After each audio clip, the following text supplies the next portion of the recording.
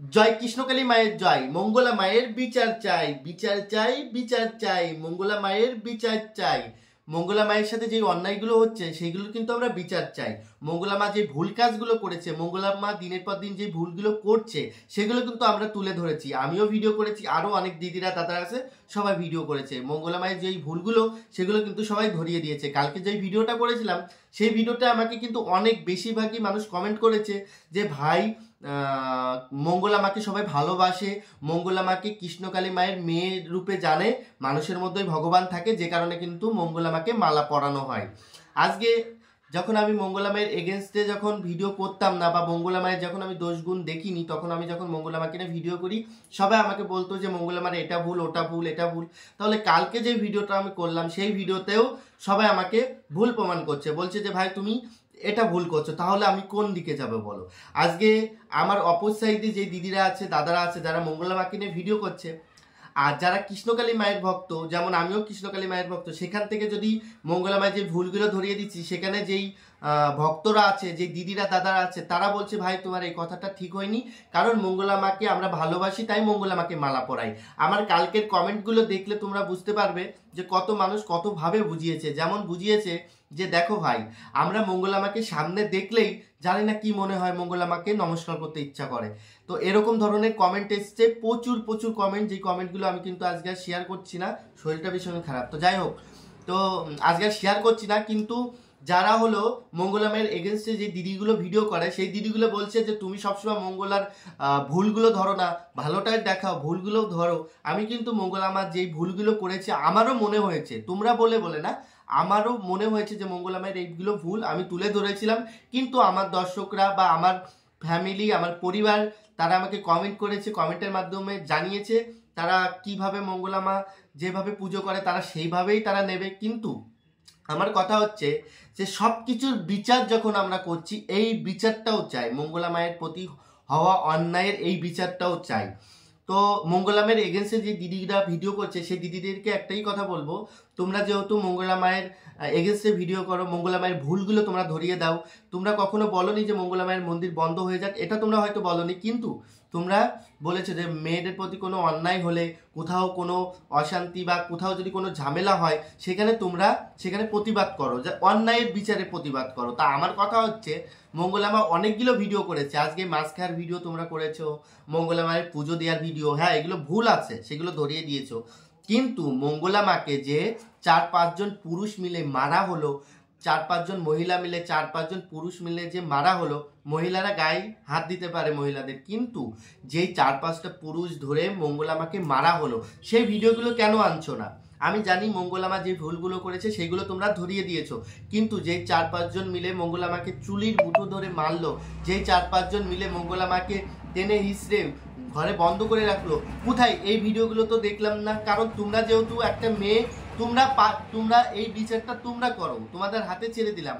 কারণ আমার মনে হলো যখন তোমরা সবকিছুই তুলে ধরছো, মঙ্গলা মায়ের ভুলগুলো তুলে ধরছো, মঙ্গলা মা এটা করছে, মঙ্গলা মা এটা করছে, তাহলে আমারও মনে হয় যে এই বিচারটাও তোমাদের করা উচিত। দিদি, তোমরা আমার ভিডিওটা যদি দেখে থাকো, তোমাদের এই কমেন্ট করে জানাবে যে মঙ্গলা মায়ের দোষগুলোই শুধু তুলে ধরলে হবে না। যেমন আমি মঙ্গলা মায়ের ভালোগুলো তুলে ধরছিলাম বলে তোমরা আমাকে চোখে আঙুল দিয়ে বুঝিয়েছো যে দেখ এটাও ভুল করে, সেগুলো যখন আমরা মেনে নিয়েছি তখন তো তোমাদেরকেও বলতে হবে। কারণ একটা মেয়ে মানুষকে মারার মানে সকলকে মারা হয়, কারণ একটা মেয়ে মানুষ যখন মার খেয়েছে, দেখো সে অন্যায় করুক, যাই কিছু করুক, আইন আছে, আদালত আছে, সব আছে, সেখানে এই 3-4 জন পুরুষ মিলে একটা মহিলার গায়ে যখন হাত তুললো, তখন একটা প্রতিবাদের ভিডিও কেন আসলো না?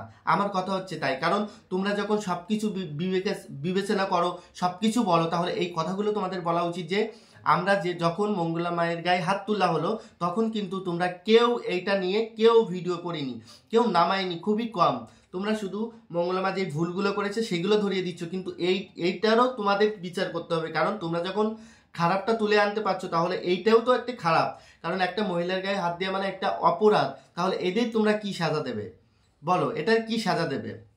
দেখো আজকে আমি সবাইকে বলছি, দেখো মঙ্গলা মা যেমনই হোক, যাই করুক, হ্যাঁ আমি জানি পুজোর মধ্যে অনেক ভুল আছে, অন্যায় আছে, যেগুলো একটা মানুষ, সেই মানুষটা এই যে 20,000-30,000 মানুষকে সামলায়, সেই মানুষটা কিন্তু সবসময় হাসি মুখে ঠেকেছে। আমার প্রশ্ন এটা দিদি, যেই মানুষগুলো মঙ্গলা মায়ের কাছে আসে, তোমরা আমাকে বলো 99% মানুষ তো ভালো হয়েছে, বলতে পারবে যে ভালো হয়নি?